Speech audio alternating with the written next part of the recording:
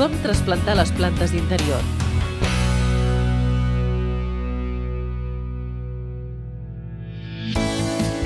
Cada 2 o 3 anys, les plantes d'interior necessiten un canvi de test. Per què i per a què? Principalment perquè es mantinguin boniques i durin molts més anys. Amb el temps, el test acaba per reobrir-se d'arrels i la planta comença a patir per la falta d'espai i d'una terra empobrida. El trasplantament és l'ocasió ideal per a proporcionar a la planta un substrat nou, ben airejat i ric en nutrients.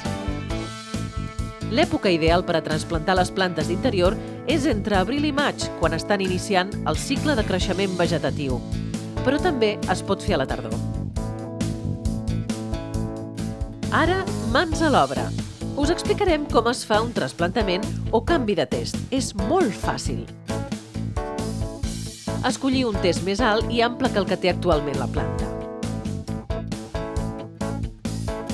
Cobriu el fons del recipient amb una capa de graveta o putzolana volcànica. Escampeu per sobre una capa fina de substrat nou. Per extreure la planta del test amb facilitat, introduïu-lo en un cubell amb aigua. Deixeu-lo uns 5 minuts. Tombeu el test i colpegeu suaument les vores mentre subjecteu la planta amb la mà. És important que no es desfaci el pa d'arrels. Descarteu tota la terra que quedi solta. Situeu la planta al centre del nou test i ompliu els forats amb substrat nou. Amb les puntes dels dits premeu el substrat al voltant de la planta. El pa d'arrels ha de quedar anivellat amb el nou substrat. El trasplantament ha d'acabar amb un rec generós perquè el nou substrat quedi ben adherit al pa d'arrels. Si la planta que voleu trasplantar és grossa i alta, com passa amb les palmeres, cal prendre certes precaucions extres.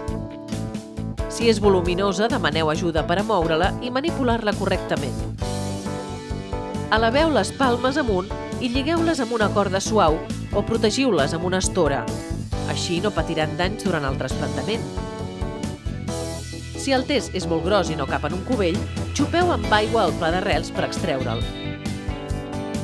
A continuació, procediu com us hem explicat. Perquè les vostres plantes d'interior es mantinguin boniques, aporteu-los fertilitzant per a plantes verdes diluït a l'aigua de rec en la proporció i amb la periodicitat que indiqui l'envàs. Consells ràpids per a cuidar les plantes d'interior.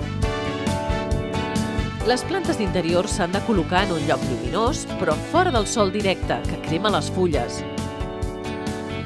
Regueu-les quan veieu que la capa superficial del substrat està seca. L'excepció són les falgueres i les azalees, que necessiten que la terra estigui sempre humida.